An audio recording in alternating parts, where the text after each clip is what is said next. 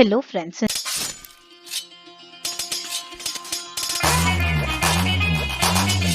In this video, we are going to see programming on Fibonacci sequence and factorial using recursion. And this is not going to be the as usual problem that we do on Fibonacci sequence or the factorial. We just provide a number and it will return the value of that number. It will perform an operation and return the value according to our input. But this is actually something different from that. First let's program for Fibonacci sequence. So for Fibonacci sequence, let me give it as capital F, and the term we enter, let me take as int n.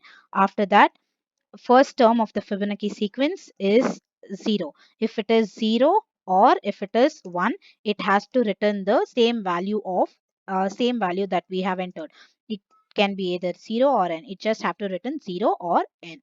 Else, value of any of the terms from third term is sum of previous two terms. So that is f of n minus 2 plus f of n minus 1. So this part is the Fibonacci sequence using recursion. See how is the Fibonacci sequence going to work, and there's a small confusing thing over here. Okay, if we see the Fibonacci sequence, it starts from 0. First term is actually 0 and second term is 1. Third term is the sum of previous two terms. It continues, so it is going to be 1 and the next term is 2, next term is 3 and next term is 5, so on. Okay, if the 0 is 0th term, then we can give n value as the respective terms. Like if we want to find the fifth term, we can give 5. If we want to find the sixth term, we can give 6, or 100th term, we can give 100. But if 0 is taken as the first term, then how do we give? We have to give the n value as the term minus 1. Okay, any term. If we want to find the sixth term, we have to give 6 minus 1. For n value is going to be 6 minus 1. This is how it works. I guess this is going to be a little bit confusion, but this is what it works. This is how it has to work. Okay, yes, if I want to find the fourth term of sequence, and I want to give 4 minus 1, which is 3. I have to give n value as 3 to find the fourth term. So now let's see for f of 3. If I give f of 3, it will get an f of 3. 3 is not equal to 0 or not equal to 1. So for this, it will return f of 3 minus 2 is 1 plus f of 3 minus 1 is 2, f of 2. Now, here we need to get the value of f of 2 and f of 1. First, it will perform for f of 2. N is not equal to 0 or n is not equal to 1. So, it will give f of 2 minus 2 is 0 plus f of 2 minus 1 is 1. For f of 1, n is same as 1. So, it is going to give n value. N is, now it is going to give 1. For f of 0, it is going to give n value which is 0. Now, f of 0 is 0 plus f of 1 is 1. So, f of 2 value is going to be 1. Now, f of 2 value is 1 plus f of 1 value is 1. So, f of 3 value is going to be 2. This is the third term of actual Fibonacci series, but if 0 is the first term of the sequence, then the fourth term of the Fibonacci series is 2. Let's see. This is first, second, third and fourth. See, fourth term of Fibonacci series taking 0 as the first term is 2. Okay, so this is how we check whether the program is correct or not, and this is the actual working of Fibonacci sequence, whatever is entered in the program. Next, let's see for the factorial. Now, int small f I'm taking for factorial. Int a is the integer I'm taking over here.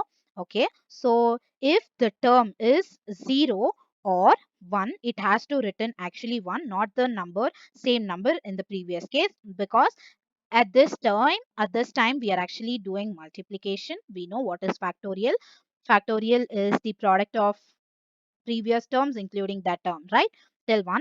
So that is what. If not, it has to return the term into f of a minus 1, right? And let me also add bracket over here. Now, this is the This part is the factorial using recursion. Let's see how is the programming going to work, this program. Okay, so small f, we know it is for the factorial term. We want to get the factorial of 5. Okay, factorial of 5. So a value is going to be 5. So a is not 0 or 1. For the first step, f of 5, it will written as, f of 5 will written as 5 into f of 5 minus 1 is 4. For f of 4, it has to written 4 into f of 3.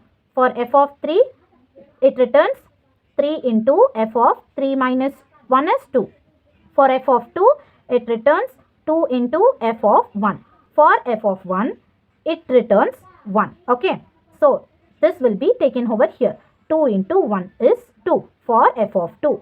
Okay. Next, for this one, f of 2 we have got as 2. 2 into 3 is 6 for f of 3. 4 into 6 is 24 for f of 4.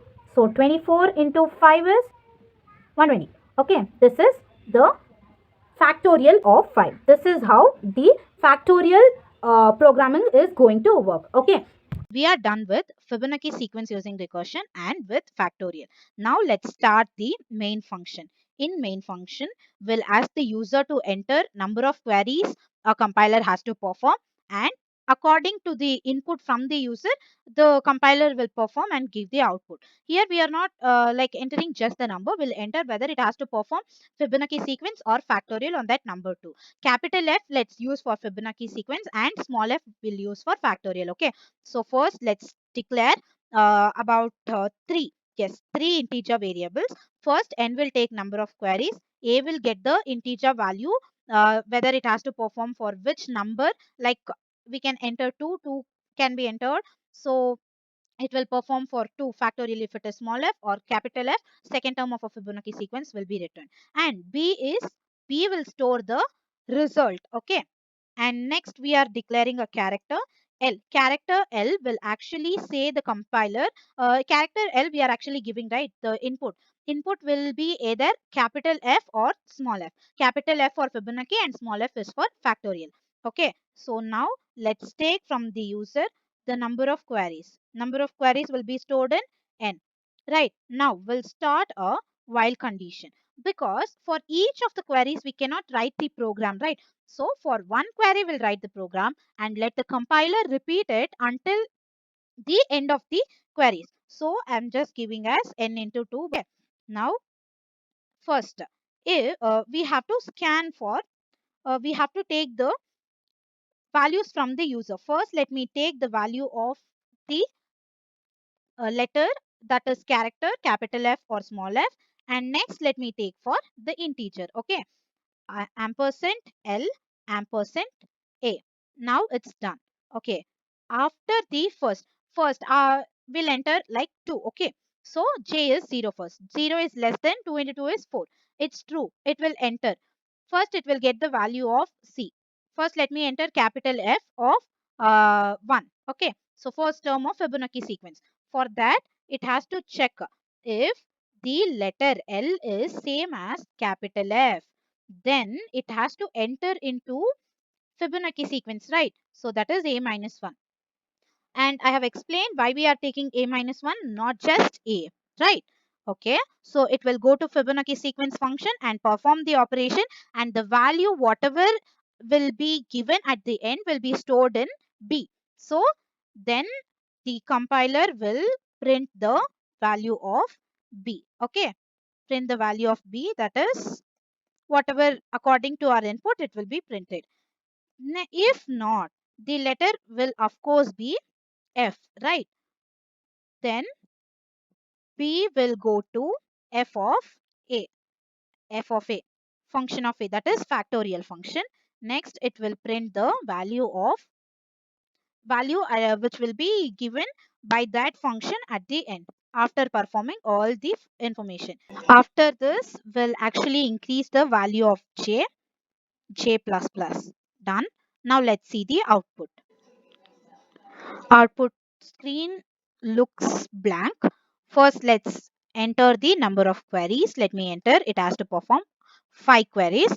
For the first query, it has to return the fifth term of the Fibonacci sequence. Second one, it has to return 2 factorial. Third is third term of the Fibonacci sequence. And next is the 4 factorial. Next, let it return the 8th term of the Fibonacci sequence. Okay. So we know the 5th term is 3 and 2 factorial is of course 2. And then is the third term of Fibonacci sequence is 1. 4 factorial is 24 and 13 is the 8th Fibonacci sequence. Okay. Thank you for watching this video. If you still have any of the doubt in this program or any other, please do comment. Thank you for watching it.